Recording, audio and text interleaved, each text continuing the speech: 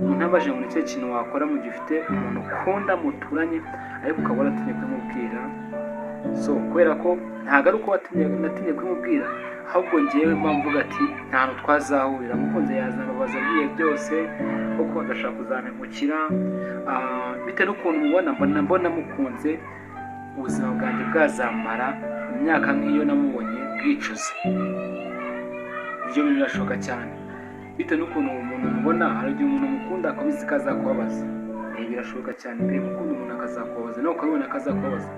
Ikintu wakora rero cya mbere, ikintu cya mbere wakora, amaso yawe yakure ku mboni ze, then irinde kumwereka amaso cyane. Buriya urukundo ubundi kintu abasore tuzira kenshi cyangwa se umuntu wese uri mu rukundo ikintu azira ni ugushaka kwifuza kureba umuntu ari gukunda. Ni ukuvuga ngo umuntu umukunda cyane ubona yuko ushaka kuza kujyaho ingaruka kandi ukabona ko zakujyaho ingaruka mbi muhowe.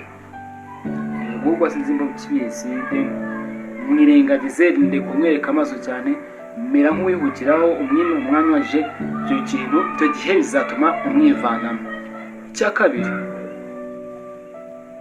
birashoboka yuko uwo muntu ushaka musanzwe muciringa kuba ati se ndamuhugwa nte, nabona ko tutakivugana, yarasanzwe abona tuvugana bishobora kugwa nabi. Ikintu nakora ni iki, ikintu wakora, hindura ikiganiro, nukuvuga ngo hindura ibiganiro ugiye kuganira, umenya muri kumujijisha, umenya muri kumucanga, none urangiza ujye mujyana mu bintu nyine ubona nk'aho bitamureba. Ibyo byazakwivanamo uke, we azagucikaho, ibyo biguhe inzira nziza ko wamuhugwa nyine wamujya gucikaho.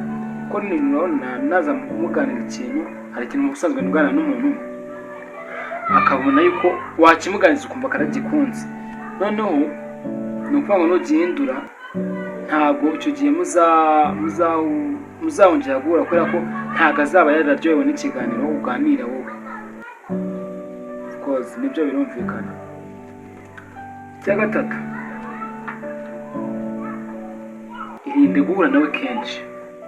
Birashoboka niba uvuye mu kazi cyangwa se ukagiyemo, ukomeza mu nzu cyangwa se urebe utundi tuntu mugiramo nk'umuntu, then ibuze nyine irinde guhura nawe kenshi, kubera ko iyo uhura nawe kenshi cyane, abantu mukunda murabizi, abantu mukunda sinzi gusa abantu kandi mbivuge gutya, abantu dukunda turabizi, abantu dukunda no kuvuga ngo tubanyana dukunda, ariko ushaka utarabimubwira umukunda, ikintu cyane gikwaho ni ukurwara umutima.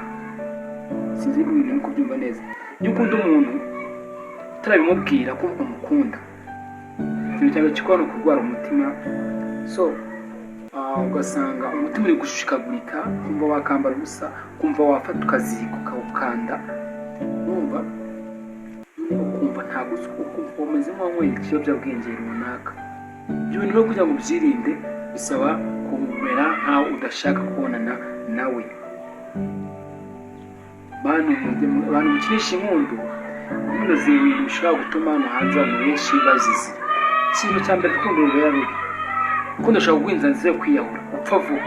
Urukundo rushobora kuguha inzira nziza yo gupfa vuba, kwiyahura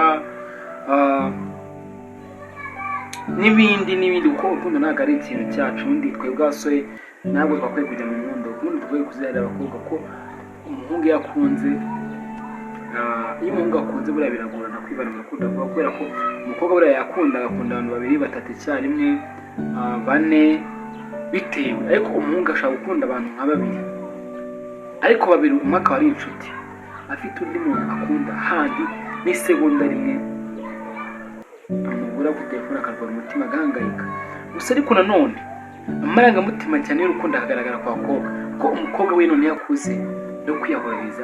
Umukobwa nawe mushobora gukunda, emotion akazigaragaza, akagaragaza amarangamutima ku buryo n'urupfu rwazamo. Nimba wakunze ino nkuru cyangwa se wakunze ino nama, nyakira kuri YouTube channel ya Rwego Kabiri, kore subscribe, kore like, shyira muri comment icyo ushaka tuzatuganiraho buri munsi. Nurangiza unyakire kuri TikTok, Instagram, X, uri following, dukomeze kwa ibiganiro byiza. Akindi kiganiro nshaka kubaha ni uko hariho ibintu kuzana bya copyright sinzi, akindi kiganiro nshaka kubaha kandi ubuzima buzakiryoherwa mu bakoze WhatsApp.